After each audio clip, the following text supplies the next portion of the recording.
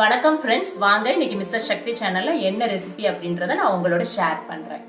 Friends, நான் இன்றைக்கி சாலை மீன் குழம்பு தான் வைக்க போகிறேன். அதுக்கு தேவையானதுன்னு பார்த்தீங்கன்னா, சாலை மீன் 1/2 கிலோ, புளி எடுத்து வச்சுருக்கிறேன், தக்காளி நல்லா பிசைஞ்சு எடுத்து வச்சுருக்கேன், சின்ன வெங்காயம் 100 கிராம் அளவில் குட்டி குட்டியாக சாப் பண்ணி வச்சுருக்கேன், 3 பச்சை மிளகா, தேங்காய் கூட சேர்த்து அரைக்கிறதுக்கு மிளகு 1 ஸ்பூன், சீரகம் 1/2 ஸ்பூன் எடுத்து வச்சுருக்கிறேன். அதுக்கப்புறம் எங்கள் ஊரில் வந்து புளிக்குழம்பு பொடின்னு சொல்லிட்டு ஒன்று கிடைக்கும்.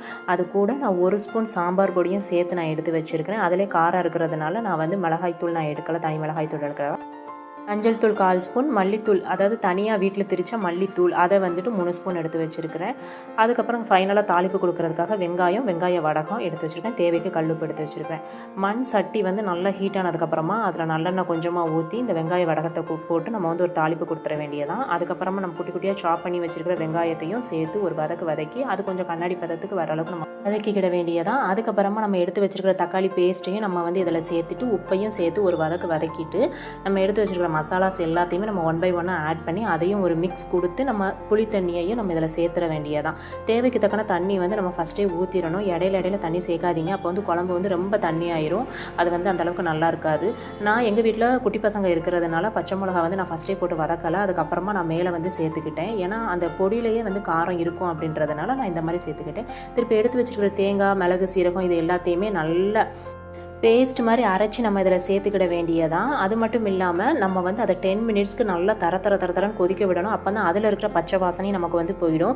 திருப்ப பார்த்தீங்கன்னா நம்ம எடுத்து வச்சுருக்கிற மீனையும் நம்ம இதில் சேர்த்து ரொம்பவும் நம்ம வந்து கிளறிடக்கூடாது. அதுவும் இல்லாமல் இது வந்து நம்ம மண் சட்டியில் செய்கிறதுனால லோ ஃப்ளேமில் தான் நம்ம வந்து வச்சுக்கிடணும். ஏன்னா மறுநாளைக்கு நம்ம வந்து யூஸ் பண்ண முடியாது, மீனெல்லாம் உடஞ்சி போயிடும், நமக்கு கரைஞ்சும் போயிடும், முள் மட்டும் தான் நமக்கு கிடைக்கும். ஸோ நம்ம வந்து லோ ஃப்ளேமில் வச்சு ஒரு கொதி வந்தது நம்ம ஆஃப் பண்ணி மூடி வச்சிட வேண்டியதான். திருப்ப தாளிப்பு கொடுக்கறதுக்கு ஒரு பேனில் நல்லெண்ணெயை ஊற்றி அந்த நல்லெண்ணெய் சூடானதுக்கப்புறமா நம்ம வந்துட்டு கடுகு, வெந்தயம், வெங்காயம், கருவேப்பிலை இதெல்லாம் சேர்த்து நம்ம வந்து ஒரு தாளிப்பை கொடுத்து ஃபைனலாக இறக்கணும்னா கமகமன்னு ஒரு வாசனையோட நமக்கு வந்து அப்போவே சாப்பிடணும் போட நல்ல ஒரு ஃப்ளேவர் கிடைக்குங்க. கூடவே கையோட நான் சாதமும் நான் வந்து ரெடி பண்ணி எடுத்துட்டேன். அதுக்கப்புறமா என் ஹஸ்பண்டுக்கு இலை போட்டு அந்த சாதத்தை வச்சு நான் பரிமாறவும் செஞ்சுட்டேங்க. நான் எப்போவுமே மண் சட்டியில் தான் இப்படி மீன் குழம்பு வைப்பேன். நீங்கள் எப்படி ட்ரை பண்ணுவீங்கன்னு என்னோட கமெண்ட்டில் சொல்லுங்கள் ஃப்ரெண்ட்ஸ். மாமா, என்ன கருவாச்சி, நான் வச்ச மீன் குழம்பு எப்படி இருக்குன்னு டேஸ்ட் பார்த்து சொல்லு.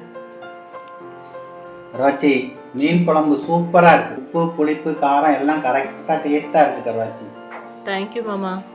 பார்த்தீங்களா ஃப்ரெண்ட்ஸ், நான் இந்த மாதிரி தான் நான் மீன் குழம்பு வைப்பேன். எங்கள் வீட்டில் சாப்பிட்டு பார்த்துட்டு ரொம்பவே நல்லா இருக்குன்னு சொல்லிட்டாங்க. நீங்கள் உங்கள் வீட்டில் மீன் குழம்பு வச்சிங்க அப்படின்னா உங்கள் வீட்டில் உங்களுக்கு என்ன கிரெடிட்ஸ் கிடைக்கும் அப்படின்றத என்னோட கமெண்ட்டில் எனக்கு ஷேர் பண்ண மறக்காதீங்க. இதே மாதிரி நீங்களும் ஒரு தடவை மீன் குழம்பு ட்ரை பண்ணி பாருங்கள், ரொம்ப நல்லாவே இருக்கும். ஸோ நெக்ஸ்ட் வீடியோவில் நான் உங்களை மீட் பண்ணுறேன். Bye friends.